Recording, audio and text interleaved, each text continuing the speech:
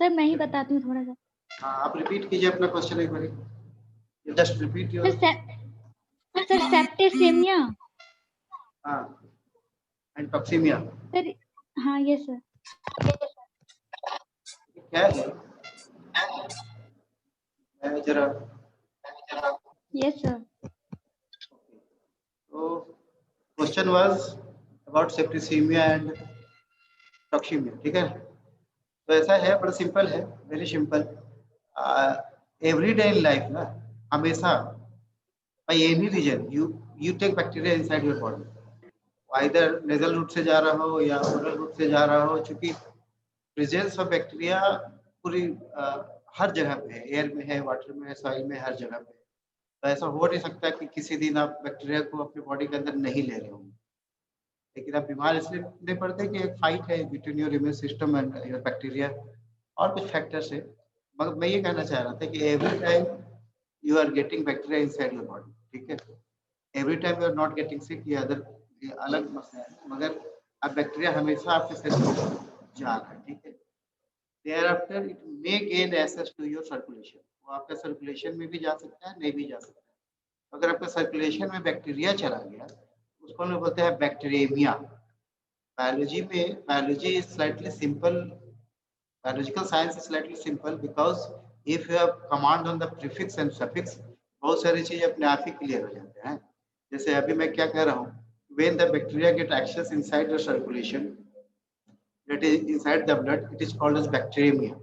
Bacteria plus amia. Amia means blood, presence in the blood. The presence of bacteria in the blood is called as bacteremia. तो जब तक bacteraemia है, और ये अक्सर होता है आपको, आप बीमार नहीं पड़ते।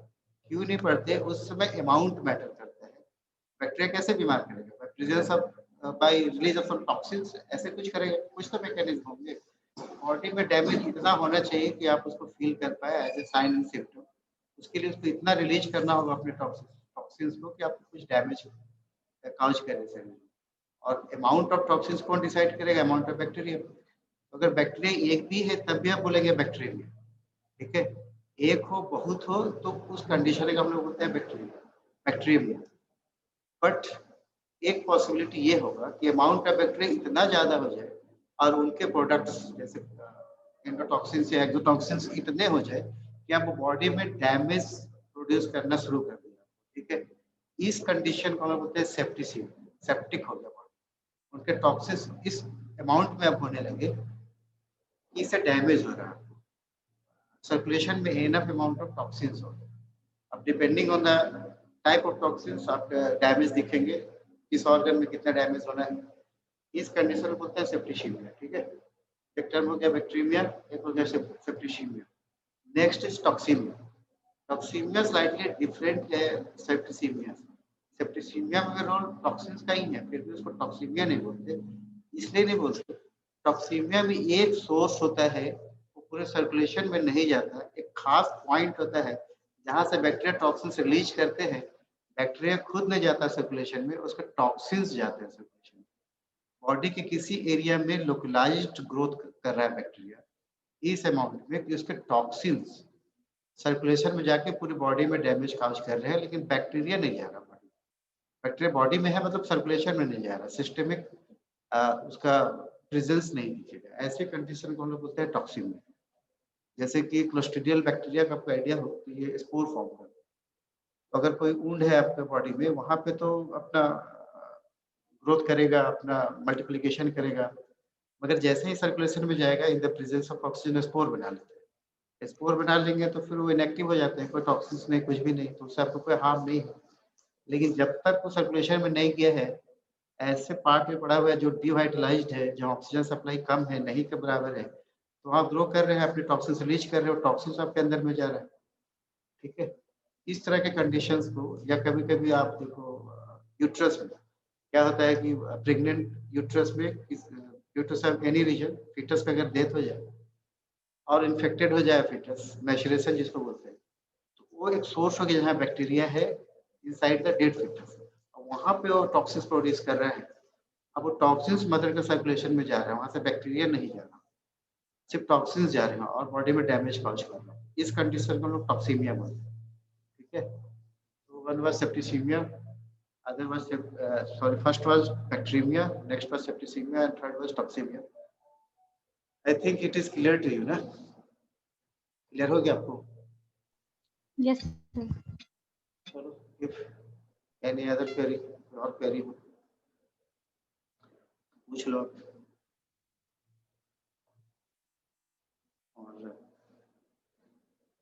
और मैं थोड़ा ये चाहता था कि somebody should come forward और आप मुझे लास्ट क्लास का थोड़ा सा एक रिवीजन सा मुझे रिकॉल करवा दीजिए कि लगे कि आप समझते भी हैं, सुनते भी हैं, कोई ऐसा हो आप में जो इसको एक्सेप्ट करे कि मैं बताता हूँ वेस्कुलर इवेंट्स में आपने क्या पढ़ा. इसके दो बेनिफिट है, मैं क्यों पूछ रहा हूँ. एक तो ये है कि आप कितना समझ पाए, दूसरा ये है कि आज का क्लास उससे इंटर कोरिलेटेड है, दोनों दूसरे से कोरिलेट करते हैं. जब तक वो बैकग्राउंड आपके पास नहीं होगा वेस्कुलर इवेंट्स का तो सेलुलर इवेंट नहीं समझ पाओगे. इसी बहाने दोनों चीज हो जाएगा मेरा. आप में से कोई है जो? सर हाँ बोलिए. सर जब इन्फ्लामेशन होता है तो दो तरह के चेंजेस आते हैं. एक सेलुलर चेंजेस होता है और एक ब्लड वेस्कुलर चेंजेस होता है. सर जो ब्लड वेस्कुलर चेंजेस में उसमें 6 कैटेगरी होते हैं, 6 कैटेगरी से डिवाइड करते हैं. पहला होता है changes in calibre of blood vessel, changes in rate flow of the blood, changes in blood stream, exudation of plasma, immigration of leukocytes, or diapedesis of erythrocytes. So in the changes in caliber of the blood vessels में क्या होता है कि blood vessels dilate कर जाता है. पहले momentary constriction होता है and then dilation होता है सर. उसके बाद जब डायलेशन होगा तो जो ब्लड का जो रेट होगा, फ्लो जो होगा, पहले तो ब्लड का अमाउंट बढ़ जाएगा बट जो फ्लो होगा रेट ऑफ द ब्लड का वो स्लो डाउन हो जाएगा. तो स्लो डाउन हो जाएगा और तो जिसकी वजह से रेडनेस का भी क्रिएशन हो जाता है वहां पे. फिर तीसरा इवेंट जो होता है, तो तीसरा जो चेंजेस होता है चेंजेस इन ब्लड स्ट्रीम. उसमें पहले क्या होता है कि पहले तो जो हम लोग जानते हैं कि जो ब्लड वेसल्स में जो ब्लड का फ्लो जो होता है वो लैमिनर फ्लो होता है. मगर इन्फ्लामेशन के दौरान जो ब्लड का जो फ्लो होता है वो मतलब डिफरेंट हो जाता है, मार्जिनेशन हो जाता है. बीच में ब्लड कर्पल्स फ्लो करते हैं और जो कॉर्नर्स होते हैं वहां पे ब्लड प्लाज्मा फ्लो करते हैं. मगर इन्फ्लामेशन के दौरान ये जो ब्लड कर्पल्स होते हैं जैसे कि WBC हो गया और लिम्फोसाइट्स हो गए, न्यूट्रोफिल्स हो गए, वो उनका माइग्रेशन हो जाता है, वो मार्जिनल्स में फ्लो करने लगते हैं. मार्जिनल फ्लो करने के बाद उनका रोलिंग होता है, फिर रोलिंग के बाद एडेशन होता है. जो एंडोथेलियल सेल्स होते हैं वहां पे एडेशन से मॉलिक्यूल्स होता है, सेल एडिशंस मॉलिक्यूल्स होते हैं जो उनको चिपका के रखता है. फिर रोलिंग होता है, फिर पैवेटिंग होता है. उसके बाद फिर प्लाज्मा का एक्सुडेशन बाहर निकलता है प्लाज्मा, फिर ल्यूकोसाइट्स बाहर निकलते हैं, फिर इरेथ्रोसाइट्स, डायपेडिस होता है. फिर उसके बाद वहां पे जाके एक्ट करता है और उसको इनगल्फ करता है या डिस्ट्रक्शन करता है. क्वाइट गुड ना, बहुत अच्छा था. अब इतना कैसे जानते हो मुझे बताओ. एक बार में इतना रट लिया आपने कि पहले से था आपको ये कंसेप्ट? सर आप पढ़ाए थे तो याद हो गया. चलो अच्छा है फिर. अगर समझ के बता रहे हैं तो बहुत बढ़िया है, बहुत इट वाज क्वाइट गुड है ना, बहुत अच्छा लगा सुन के.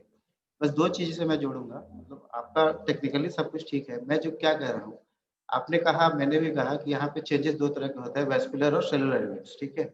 जब हम लोग वेस्कुलर इवेंट्स की बात करते हैं तो धीरे धीरे देखो हम लोग सेल्स की भी बात करने लगे कि WBCs का मार्जिनेशन sir, होता हाँ. है, मूवमेंट Yes, होता sir. है. इसलिए मैं कह रहा था कि वेस्कुलर इवेंट्स और सेलुलर इवेंट्स दो अलग अलग स्टेज में हम पढ़ते जरूर हैं लेकिन दे आर हाईली कोरिलेटेड, है ना. एक दूसरे के बगैर इनका काम नहीं. तो जो आपने वहाँ पढ़ा था उसको यहाँ भी पढ़ोगे, मतलब उसको हम लोग थोड़ा डिटेल करेंगे क्योंकि सेल का मूवमेंट तो वहाँ भी हो रहा है और सेलुलर मूवमेंट का ही आज आपका टॉपिक है, तो उसको थोड़ा डिटेल डिस्कशन करें. बस यही है. ठीक है. दूसरा चीज ये है कि इतना कुछ कर रहे हैं eight the site of inflammation, blood vessels में चेंज हो रहा है, सेल में चेंज हो रहा है, ये हो रहा है. क्यों हो रहा है ये मुझे बताओ. इतना क्यों कर रहा है आपका शरीर, इसका क्या बेनिफिट लेना चाहता है नेचर ने इतना सर जो एंटीजेंस जो टॉक्सिस आया उसको डिस्ट्रॉय करने के लिए सर, क्योंकि हमारा बॉडी इम्यून सिस्टम इसलिए तो डेवलप है ना सर कि हमारे बॉडी में जो भी एंटीजेंस होते हैं एक मतलब जो एंटीजेंस होते हैं उनको डिस्ट्रॉय करना है सर. कि हमारे बॉडी को इफेक्ट ना कर दे. आपके इम्यून सिस्टम के कौन कौन से पार्ट हैं? कौन सा पार्ट है जो डिस्ट्रक्शन के लिए रिस्पॉन्सिबल है? सर एक सेलुलर पार्ट है, एक आपका lymphocyte। ह्यूमरल पार्ट है ना, एक एंटीबॉडी वाला पार्ट है और एक आपका ये इंफ्लेमेटरी सेल्स है, फेगोसिटिक सेल्स। दो बेसिकली है, एक सेलुलर इम्यूनिटी होता है, एक ह्यूमरल इम्यूनिटी होता है। ठीक है, सेलुलर इम्यूनिटी में जो भी सेल्स है जो फेगोसिटिक प्रॉपर्टी के हैं, इंफ्लेमेटरी सेल्स है, और ह्यूमरल में एंटीबॉडीज है। ठीक है, तो इन नट सेल बॉडी इतना कुछ जो कर रहा है कि ब्लड वेसल्स में चेंजेस, सेल में चेंजेस, इतना कुछ जो कर रहा है उसका बेसिक एम ये है कि जो इम्यून सिस्टम का कंपोनेंट्स आपके पास, मतलब जो सेल्स है या जो एंटीबॉडीज है, उसको eight the site of irritant पहुंचाना है। जहाँ पे इरिटेंट है, जहाँ पे इंजीरियस एजेंट है, वहां तक इनको पहुंचाना है ताकि ये पहुंच के अपना काम करे, उसको डिस्ट्रॉय करे, है ना, और बॉडी से मिटा के खत्म कर दे। यही तो पर्पस है ना। बेसिकली ये जो इवेंट्स हम लोग पढ़ रहे हैं उसका मेन पर्पस यही हो गया कि to deliver the leukocytes, even the serum that is the immunoglobulins, to the site of the agent. जहाँ पे एजेंट है, इंजूरियस एजेंट है, वहां तक उनको पहुंचाने के लिए बॉडी इतना सारा फिजियोलॉजिकल मैकेनिज्म से गुजर रहा है या पैथोफिजियोलॉजिकल मैकेनिज्म से गुजर रहा है कि ब्लड वेसल्स में हो रहे हैं, सेल्स में हो रहे हैं। बेसिक एम क्या है? To deliver the components of immune system at the site of the injurious agent, जहाँ पे बैक्टीरिया हो या कोई फिजिकल एजेंट हो या कोई केमिकल एजेंट हो, जो भी एजेंट है उसको रिमूव करना है, डिस्ट्रॉय करना है, वॉल ऑफ करना है। जैसा बॉडी सक्षम हो उस तरह से अपना काम करे, अपना 100% अपना बॉडी के इम्यूनिटी वहाँ पे काम कर पाए, कंपोनेंट्स पहुँच जाए, इसीलिए सारे इवेंट्स हो रहे हैं। ठीक है, चलो बहुत ही बढ़िया था ये जो sir shortly sir complement system एक बार पढ़ा दीजिएगा ना सर।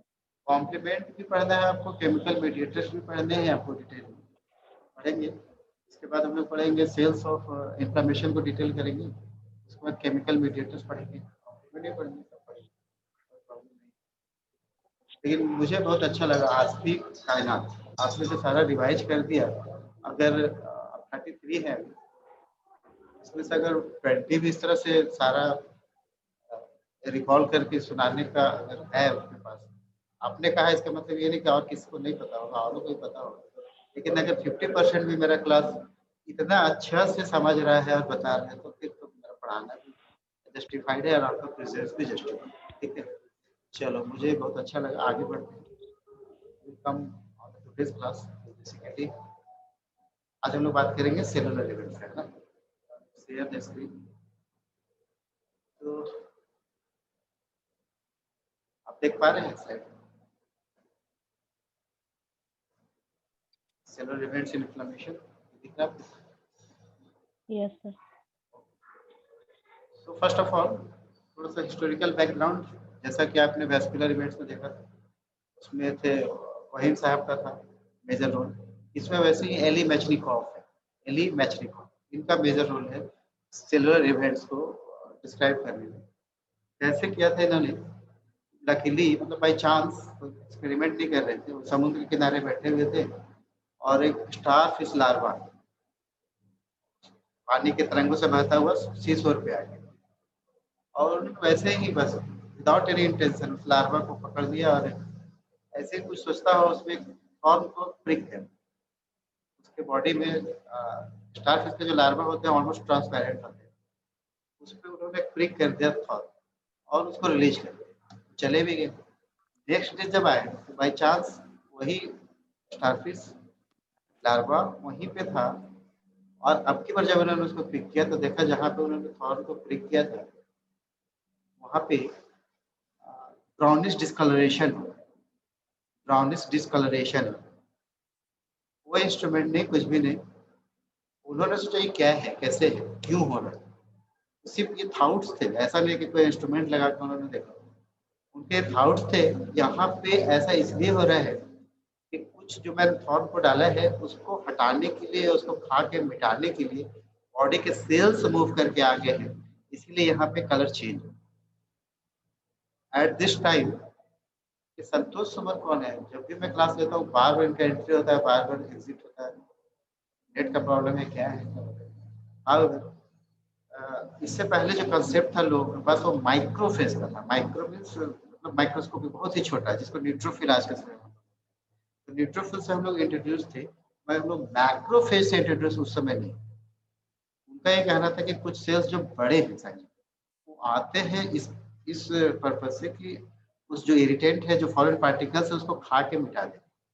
इसीलिए उन्होंने उसको नाम रखा कि कुछ बड़ा है, ये न्यूट्रोफिल से बड़ा है, जिसके पास ईटिंग प्रॉपर्टी है, तो उन्होंने उसका नाम रखा मैक्रोफेज, मैक्रोफाज। ठीक है, जो आज के टाइम पे बहुत इंपॉर्टेंट सेल है। मैक्रोफेज कुछ नहीं है, they are derivatives of monocytes, मतलब monocytes outside the blood vessels are called as macrophage. ठीक है, तो यहाँ पे थोड़ा हिस्टोरिकल बैकग्राउंड भी हो गया, प्लस सबका ऑब्जेक्टिव पॉइंट ऑफ व्यू से एली मेशनिकोव को भी जान गए, और ये भी जान गए कि term macrophage was given by Elie Metchnikoff. Macrophage means neutrophil, macrophage is macrophage. ठीक है, derived from monocytes, उसको हम बोलते हैं मैक्रोफेज। तो the ultimate function of inflammation, ये जितना कुछ हो रहा था, was to deliver leukocytes, particularly neutrophils and monocytes, to the site of injury। ठीक है, ये मेन फंक्शन था अभी तक जितना कुछ हम लोग करते हैं, इसके पीछे यही चीजें हैं। ठीक है, न्यूट्रोफिल्स एंड मोनोसाइट्स। तो इनिशियल स्टेज में क्या होता है, ड्यूरिंग 24 आवर्स ऐसा रख लो कि eight the site of inflammation neutrophils के अमाउंट बहुत ज्यादा, eight the site of injury neutrophils बहुत ज्यादा होंगे इनिशियल 24 आवर्स। तो वैसे लकीर खींचा हुआ नहीं है, लेकिन अबाउट 24 आवर्स में न्यूट्रोफिल्स का अमाउंट बहुत ज्यादा होता है।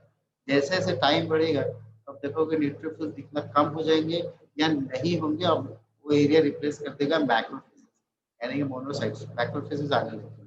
ठीक है, तो हमेशा ऐसा हो ये जरूरी नहीं है, लेकिन मैक्सिमम चांस यही होता है कि इनिशियल स्टेज में न्यूट्रोफिल्स और बाद में मोनोसाइट्स। इनिशियल 24 आवर्स तक मोनोसाइट्स का लॉन्ग लिव होता है, लंबा चलता है। ठीक है, ऐसा क्यों होता है कि पहले न्यूट्रोफिल आ रहा है, मोनोसाइट आ रहा है? एक तो ये है कि कौन बुला रहा है, इनको बुलाया किसने? कोई एट्रैक्टेंट होगा, कोई कीमो एट्रैक्टेंट होगा। ठीक है, अट्रैक्ट कर रहा है, तो जो सबसे पहले कीमो एट्रैक्टेंट रिलीज होता है बॉडी में, वो कॉल करता है न्यूट्रोफिल्स। दूसरी है कि न्यूट्रोफिल्स छोटे भी होते हैं, मोनोसाइट्स के कंपैरिजन में छोटे होते हैं, तो आसानी से निकल के चले आते हैं। इनका अमाउंट भी बॉडी में ज़्यादा है, इसलिए न्यूट्रोफिल्स पहले आते हैं, लेकिन इनका लाइफ स्पैन थोड़ा सा घंटों नेचुरली मर जाएंगे बाहर आने के बाद, तब उसके बाद मोनोसाइट्स आते हैं। मैंने कहा कि अक्सर ऐसा होता है, हमेशा ऐसा हो ये जरूरी नहीं। ठीक है, जैसे in case of Pseudomonas infection, bacteria है सीडोमोनास, उसके इन्फेक्शन में आपको न्यूट्रोफिल्स दिनों तक देते, मतलब 4 डेज, अराउंड 4 डेज तक आपको न्यूट्रोफिल्स बहुत ज्यादा दिखते हैं। यूजुअली 1 डे तक होता है, तो 4 डे तक बहुत ज्यादा दिखते हैं। या वायरल इन्फेक्शन हो गया तो न्यूट्रोफिल और मोनोसाइट्स की जगह लिम्फोसाइट्स ज्यादा दिखते हैं। या कोई एलर्जी की या पैरासिटिक इन्फेक्शन हो गया तो आपको इसिनोफिल्स ज्यादा दिखने लगेंगे। ये थोड़ा एक्सेप्शंस है, लेकिन majority of the cases initial stage में neutrophils and in later stage monocytes arrive at the site of injury in response to some chemoattractant। और chemoattractant endogenous भी हो सकता है या exogenous भी हो सकता है।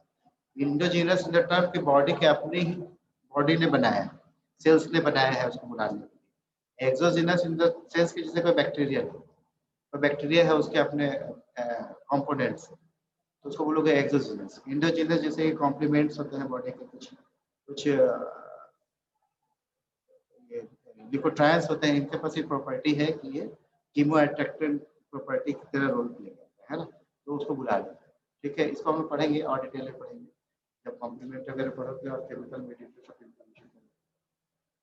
ठीक है, तो अगर आपको याद हो तो लास्ट क्लास में जैसा बता रहे थे कि ट्रांसमाइग्रेशन होता है ल्यूकोसाइट्स का आउटसाइड द ब्लड वेसल्स, इसको हम बोलते हैं एक्स्ट्रा वेसेशन। एक्स्ट्रा मतलब बाहर, वेसेशन मतलब blood vessels, outside the blood vessels. WBCs का ल्यूमेन ऑफ ब्लड वेसल से बाहर आना, एक्स्ट्रा वेस्कुलर स्पेस में आना, इसको हम लोग बोलते हैं एक्स्ट्रा वेसेशन। नोमेनक्लेचर बड़ा सिंपल ही है, एक्स्ट्रा वेसेशन। वेसेशन जब भी लगे तो related to blood vessels, extra माने बाहर, ब्लड वेसल्स के बाहर। तो जो ल्यूकोसाइट्स बाहर आ रहे हैं कैसे आएंगे? बाय प्रोसेस ऑफ मार्जिनेशन, थोड़ा सा आइडिया है आपको, बाय प्रोसेस ऑफ एडेशन, फिर इमिग्रेशन होता है, इमिग्रेट होकर जब बाहर आ जाएंगे इरिटेंट तक पहुंच जाएगा तो इरिटेंट को खाने की कोशिश करेगा, उसको बोलते हैं फाइगोसाइटोसिस। और during the process of phagocytosis वो रिलीज करते हैं ल्यूकोसाइट प्रोडक्ट्स। यानी इस 5 चीज को हम थोड़ा सा डिटेल डिस्क्रिप्शन करेंगे। Regarding margination, regarding adhesion, regarding transmigration, 3 terms आपके इंट्रोड्यूस है, डिटेल अपनी पढ़े। नया टर्म जो आया है एक phagocytosis, the next is release of leukocyte products. सबसे पहले थोड़ा सा मार्जिनेशन करना है। अभी तक आप समझते हो कि due to stasis of the blood circulation, जो सेलुलर कंपोनेंट्स ब्लड के हैं that will come to the periphery of the vessels, इसको हम लोग बोलते हैं margination, and they roll tumble over the endothelial surface. उसके बाद इसको हम लोग बोलते हैं रोलिंग, और रोलिंग होगा उसके बाद वो फॉर्मली एडहेयर हो जाता है। इनिशियल जो एडहेयर होता है वो बड़ा बिग टाइप का होता है इनिशियल, बाद में बड़ा फॉर्मली एडहेयर हो जाता है। और जब एडहेयर हो जाते हैं एंडोथेलियल सेल्स के ऊपर डब्ल्यूबीसीएस का चिपक जाना बहुत सारा एक साथ, उसी को हम लोग पेगमेंटिंग बोलते हैं। ठीक है, चिपक के एक जगह पे खड़ा हो गया, फाइनली रोल करता हुआ एक जगह बिल्कुल फिक्स हो, उसको हमने कहा पेगमेंटिंग। आफ्टर पेगमेंटिंग इमिग्रेशन होगा, ये भी आपने पढ़ा था, by the process of formation of false pit, इसको बोलते हैं सीडोपोड्स। बहुत ही एनर्जी डिपेंडेंट वर्क है यहाँ पे।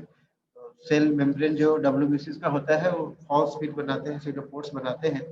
और ये भी आप जानते हो कि कैपिलरी का जो एंडोथेलियल सेल्स है उसके बीच में स्पेस होता है, उसको गैप जंक्शन बोलते हैं। इंटर एंडोथेलियल जंक्शन से सीडोपोड बना के बेसल मेम्ब्रेन से क्रॉल करके बहुत ही मुश्किल से बहुत एनर्जी करके वो फाइनली बाहर है। ठीक है, क्योंकि ये स्पेस इतना बड़ा नहीं होता कि होल सोल डब्ल्यूबीसी बाहर है, उसको बाहर आने के लिए डायपेडेसिस का हेल्प नहीं होगा। ठीक है, और उसका बाहर आना ही emigration, outside the blood vessel से जाना इमिग्रेशन प्रोसेस, जिससे डब्ल्यूबीसी बाहर गया वही emigration. Emigration is also called as transmigration और डायपेडेसिस। यहाँ तक तो आप जानते हैं। अब थोड़ा सा डिटेल हम लोग करेंगे molecular mechanism related to rolling, adhesion, emigration. अभी तक जब हम लोग बातें करते हैं कि मार्जिनेशन होगा, रोलिंग होगा, एडिशन होगा, इमिग्रेशन होगा, तो ये कैसे होंगे बहुत डिटेल आपको यूजी में नहीं पढ़ना है। ये जो स्लाइड आने वाला 1-2 स्लाइड है, इसको एज ए यूजी स्टूडेंट आप भुला सकते हो, तो आपको याद नहीं है तो कोई बात नहीं, लेकिन for competition point of view इसको थोड़ा सा आपको मैं इंट्रोड्यूस कर रहा हूँ, बहुत डिटेल नहीं करना है। यूजी लेवल में आप समझ भी नहीं पाएंगे, इतना जरूरत भी नहीं है, मगर एकदम ऐसा ना हो कि आप फैमिलियर ही नहीं हो इस चीज़ से। बेसिक पर्पस ये है कि एटलीस्ट मैं आपको एक्वाइंट कर दूं कि ऐसा भी होता है, बहुत नहीं समझे कोई प्रॉब्लम नहीं। ठीक है, कुछ टर्म्स ही आपको याद हो जाए वही। तो क्या है मॉलिक्यूलर मैकेनिज्म? मॉलिक्यूलर मैकेनिज्म ये है कि कहाँ पे हो रहा है adhesion between the WBC and between the endothelial cells. क्यों हो रहा है? By presence of adhesion molecule. ये दोनों ही जगह पे होगा, डब्ल्यूबीसी के सरफेस पे भी होगा और एंडोथेलियल सरफेस, एंडोथेलियल सेल के सरफेस पे भी होगा। Adhesion molecules, different types of adhesion molecules are present on the surface of both WBC and endothelial cells. और इनका जो स्ट्रक्चर है that works like a key and lock mechanism, जैसे कि एंजाइम में आपने पढ़े होंगे लॉक एंड की मैकेनिज्म, उसी तरीके के। ठीक है, और मैंने आपको पहले बताया कि कैसे होता है बाय ड्यू टू सब कीमो अट्रैक्टेंट, इसको मैंने बता दिया आपको। ये एडिशन मॉलिक्यूल्स को जब आप सब ग्रुपिंग करोगे तो 3 फैमिलीज में आप इसको सब ग्रुपिंग कर पाएंगे। 3 फैमिलीज है, पहला है selectin, second is immunoglobulin and third is integrin. ठीक है, आप इस सबको भूल सकते हैं, कोई प्रॉब्लम आपको यूजी लेवल पे नहीं होना है। सुन लीजिए, जान लीजिए कि वहां पे हमने पढ़ा था, जिसको याद हो जाए बढ़िया है, नहीं याद हो तब भी बढ़िया है, एटलीस्ट इतना होना चाहिए इन चीजों को आपने कहीं देखा था, इतना भी अगर हो जाए तो बहुत है। ठीक है, मैं क्या कह रहा था कि एडिशन मॉलिक्यूल्स को 3 सब ग्रुप में बांट सकते हो, सिलेक्टिन्स, इम्यूनोग्लोबुलिन्स और इंटीग्रिन्स। सिलेक्टिन्स फिर 3 तरह के होते हैं, E selectin, P selectin, L selectin, sorry I selectin. E selectin for endothelium में एंडोथेलियम के ऊपर, पी सिलेक्टिन एंडोथेलियम में प्लेटलेट्स दोनों के ऊपर, और I L selectin, sorry L selectin is found over the leukocytes. ठीक है, तो ऐसे इनका प्रेजेंस है। फिर है इम्यूनोग्लोबुलिन्स, उसमें 2 इंपॉर्टेंट नेम है, ICAM1 और VCAM1। ठीक है, ये इम्यूनोग्लोबुलिन्स के। थर्ड इज इंटीग्रिन्स, ये बेसिकली ग्लाइकोप्रोटीन्स होते हैं। और अगर 2 नाम आपको याद करना हो तो LFA1 और VLA4, ये 2 इंपॉर्टेंट एग्जाम्पल्स हैं इंटीग्रिन्स के। उसके एक के ऊपर लॉक, एक के ऊपर की, तो फाइनली वो फिक्स हो जाता है। ठीक है, थोड़ा सा डायग्राम को से देखने की कोशिश करो। ये देखिए WBC, ठीक है, दिख रहा है आपको? ये जो ब्लू वाला है जिसके अंदर न्यूक्लियस है, ये न्यूट्रोफिल है बेसिकली। इस तरह के न्यूक्लियस न्यूट्रोफिल में होते हैं, ट्राइलोब, है ना। एक WBC है, उसके सरफेस पे कुछ रिसेप्टर्स बने हुए हैं। ये एंडोथेलियल सेल्स है, उस पे भी कुछ रिसेप्टर्स बने हैं, ठीक है। जैसा आपसे कहना था कि L सिलेक्टिन हो सकता है, E सिलेक्टिन हो सकता है, P सिलेक्टिन हो सकता है, इसके ऊपर सिलेक्टिन, इसके ऊपर भी सिलेक्टिन। और जहाँ पे लॉक एंड की मैकेनिज्म फिट हो जाए, जब जहाँ पे फिट हो जाए तो फाइनली वहाँ पे फॉर्मली एडहेयर हो, ठीक है। जैसा देख रहे हो कि लिपोसाइट्स के ऊपर L सिलेक्टिन, मैंने कहा कि E सिलेक्टिन एंडोथेलियल सेल्स भी हो सकता है या WBC भी हो सकता है, P सिलेक्टिन प्लेटलेट से भी हो सकते हैं, ये दोनों जगह हो सकते हैं। E selectin for endothelial cells, P selectin दोनों जगह हो सकते हैं, L सिलेक्टिन सिर्फ लिपोसाइट्स पे होता है। नाम ऐसे भी याद है, L फॉर लिपोसाइट मतलब लिपोसाइट्स पे होता है, ठीक है। E फॉर एंडोथेलियल सेल्स मतलब एंडोथेलियल सेल्स पे होता है। P प्लेटलेट्स के ऊपर भी है, एंडोथेलियल सेल्स के ऊपर है, दोनों जगह होता है। इस तरह के surface molecules as a receptor role play. फिर फाइनली क्या हो रहा है, देखिए इसके कांटेक्ट में आया, ठीक है, और रोल करेगा। अब फॉर्मली एडहेयर नहीं हुआ है क्योंकि लॉक एंड की नहीं हुआ है, इसके ऊपर रोलिंग शुरू होगा यहाँ से, फिर ये मुड़ के इसमें जाएगा, है ना। फिर रोलिंग मैकेनिज्म शुरू हो गया। अब देखिए फाइनली जब लॉक एंड की वाला पर्पस यहाँ पे देखिए बिल्कुल फिक्स हो गया है ना। इस डायग्राम में ये चीज नहीं है, ये सर्कुलर सरफेसेस तो है लेकिन ये वाला नहीं है, ये लॉक एंड की मैकेनिज्म से फिक्स हो गया, फॉर्मली एडहेयर हो गया। अब यहाँ पे रुक जाएगा और ऐसे बहुत सारे जो WBC रुक जाते हैं एंडोथेलियल सेल्स, उसी को हम लोग पेवमेंटिंग बोलते हैं, ठीक है। अब ये पेवमेंटिंग हो गया, फॉर्मली एडहेयर्ड हो गया। अब इसके बाद इसका निकलना वाला प्रक्रिया शुरू होगा, ठीक है, जिसको बोलते हैं ट्रांसमाइग्रेशन। अब देखो इसने स्यूडोपोड्स बनाए, ये WBC है, अभी तक इसका शेप राउंड था, इस तरह का राउंड था, लेकिन इसका तैयारी शुरू कर दिया, स्यूडोपोड बनाने का प्रक्रिया शुरू हो गया। इसी स्यूडोपोड को दो एंडोथेलियल सेल्स के बीच से बाहर करता है, फिर और धीरे धीरे करके बाहर हो जाता है, इसी को ना बोलते हैं डायपोडेसिस, ठीक है। तो फाइनली ट्रांसमाइग्रेशन होगा, WBC बाहर, ठीक है। इसमें सब कुछ एक साथ है, ये WBC rolling over the endothelial sales, यहाँ पे फॉर्मली एडहेयर होता हुआ दिखा रहा है, इसके स्यूडोपोड्स बन रहे हैं, अभी फाइनली ट्रांसमाइग्रेट करके बाहर चले जा रहे हैं। कहाँ पे जाएगा, हर जगह पे ऐसे नहीं निकल जाता है, कहाँ पे जाता है, जहाँ पे उसको बुलाया जाए। बुलाता कौन है, केमिकल्स, इसीलिए इसको बोलते हैं कीमोटैक्सिस। तो व्हाट इज कीमोटैक्सिस, किसी ने आपसे पूछ ही लिया व्हाट इज कीमोटैक्सिस। तो कीमोटैक्सिस इज यूनिडायरेक्शनल या planned movement of the WBC towards the stimulus या towards the irritant या towards the chemical। सोच समझ के प्लान करके एक दिशा में जाना, उसको हम बोलते हैं कीमोटैक्सिस। कभी कभी सेल्स रैंडमली भी निकलता है, उसको हम बोलते हैं कीमोकाइनेसिस। और यूनिडायरेक्शनल नहीं है, वो रैंडम मूवमेंट है, उसको बोलते हैं कीमोकाइनेसिस। और जब यूनिडायरेक्शनल सोच समझ के निकले तो उसको बोलते हैं कीमोटैक्सिस, ठीक है। और ये डायग्राम है, इसमें देखो ये ब्लड वेसल्स है, ठीक है। इसके न्यूट्रल, ये ब्लैक वाले जो डॉट्स हैं ये सब न्यूट्रोफिल्स हैं। इस सेल को कहाँ होना चाहिए था, सेंटर में होना चाहिए था, लेकिन अब कहाँ आ गया, एंडोथेलियल सरफेस के कांटेक्ट में है ना। आरबीसी बीच में है, लेकिन जो न्यूट्रोफिल्स है ब्लैक वाले वो सब एंडोथेलियल सरफेस के कांटेक्ट में है। इमेजिनेशन आफ्टर ट्रांसमाइग्रेशन नेक्स्ट क्या है आपका, है फैगोसाइटोसिस। ये थोड़ा इंपॉर्टेंट है, फैगोसाइटोसिस पूछ लिया जाता है। और सर हाँ बोलिए। सर ये रोलिंग का एग्जैक्ट मतलब समझ में नहीं आया एग्जिट कैसे होगा, सर, मतलब क्या, हाँ रोलिंग क्या है ये समझ में ही नहीं आया। देखिए इस डायग्राम में देखिए, अभी क्या है, ये जो व्हाइट वाला एरिया है ये पूरा दिख रहा है आपको, इसको आप मानो lumen of the blood vessels, ठीक है। Yes sir. और ये जो येलो वाला एरिया है ये wall of the blood vessels है। नेचुरली वॉल ऊपर भी होंगे, चारों तरफ होंगे, लेकिन डायग्रामेटिक रिप्रेजेंटेशन एक तरफ हमने वॉल दिखाया और ये दिखाया कि WBC अपना चल रहा है, ठीक है।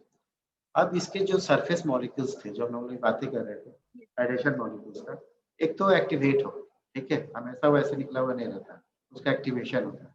यानी हम जब सरफेस मॉलिक्यूल्स एक्सप्रेस होना शुरू हो जाए और ब्लड का सर्कुलेशन स्लो हो जाए तो ये मार्जिनेशन होकर नीचे आएगा, ये WBC नीचे आएगा, ठीक है। अब ड्यू टू हाइड्रोस्टेटिक प्रेशर, एक प्रेशर है ब्लड फ्लो में, हाइड्रोस्टेटिक प्रेशर है, नीचे आ तो जाता है, ठीक है, मार्जिनेट तो कर गया लेकिन रुकता नहीं है। रुकता इसलिए नहीं है कि फॉर्मली एडहेयर नहीं हुआ, प्लस क्या हुआ कि एक हाइड्रोस्टेटिक प्रेशर है, उसकी वजह से ये टंबल करेगा, गोल गोल घूमेगा इसके ऊपर। अब ये जो ग्रीन वाले दो नीचे हैं, एक ऑरेंज वाला नीचे है, अब जब ये टंबल करेगा तो ये ऊपर चला जाएगा, फिर घूम के फिर नीचे आएगा, तो इस एंडोथेलियल सेल्स इसमें पहुंच जाएगा, इस इसमें पहुंच जाएगा, फिर इसमें आगे पहुंच जाएगा, ठीक है। इसी को हम लोग बोलते हैं रोलिंग। एक से दो से एक एंडोथेलियल सेल्स के ऊपर से घूमता हुआ गोल गोल, जैसे एक गोल पत्थर सा आप जमीन पे ऐसे लुढ़का दीजिए, वैसे घूमता हुआ एक बार जाके कहीं पे रुकता है ना। तो लुढ़कता क्यों है कि आपने फोर्स दे दिया था, फाइनली रुक इसलिए जाता है कि फ्रिक्शनल फोर्स अब हावी हो गया, आपका फोर्स जो आपने फोर्स उसको दिया था उस पर हावी हो गया फ्रिक्शनल फोर्स, तो फाइनली और रुक जाता है। उसी तरीके से इसका मार्जिनेशन तो हुआ लेकिन रुकेगा नहीं, क्योंकि अभी लॉक एंड की नहीं बना है, प्लस एक हाइड्रोस्टेटिक फोर्स है इसमें। इस एंडोथेलियल सेल से रोलिंग होकर इसमें आएगा, इससे रोलिंग होकर इसमें आएगा, इसी को रोलिंग बोलते हैं। और फाइनली जब उसका लॉक एंड की एक दूसरे करीब आ जाएंगे, मतलब की ऑफ सेल डब्ल्यूबीसी और लॉक ऑफ एंडोथेलियल सेल्स, तो एकदम वो जाम हो जाएगा, अब उसका आगे नहीं बढ़ेगा। और जब वहाँ एकदम बिल्कुल रुक गया, फॉर्मली एडहेयर हो गया, तो अब ये टंबल नहीं करेगा, अब वहां से उसको बाहर निकलने का प्रक्रिया करना है। इसी को हम बोलते हैं स्यूडोपोड्स।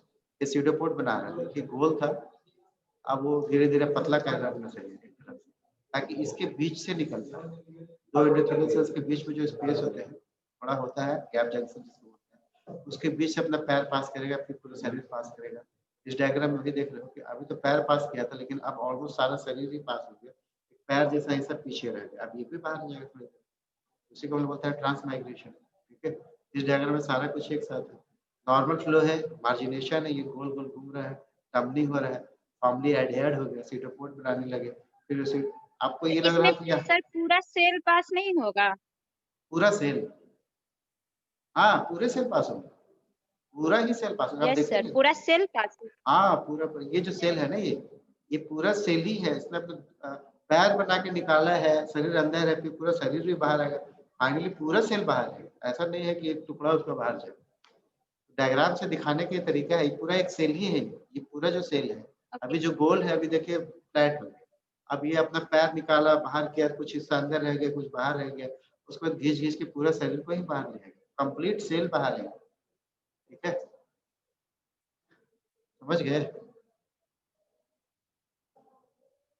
हो गया क्लियर आपको? Yes sir, yes sir. अभी देखिए टाइम खत्म हो रहा है, अभी ऑटो कट होगा, फिर हम लोग ज्वाइन करेंगे, कुछ सेकंड्स रह गया है, तो कुछ पूछना हो या सोचो कि क्या पूछना है इन द मीन टाइम, जब तक हम लोग दोबारा ज्वाइन करेंगे तब तक एक बार अपने माइंड में रिकॉल कीजिए और देखिए कि कुछ पूछना रह गया तो समझ में नहीं आया तो इसको डिस्कस कर लेंगे, ठीक है।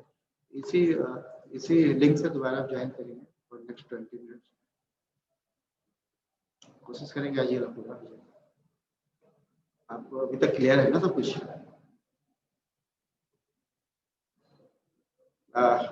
जहाँ पे ऐसा लगे ना कि समझ नहीं पाया, तो आगे बढ़ने की कोई जरूरत ही नहीं है, कोई हड़बड़ी नहीं है।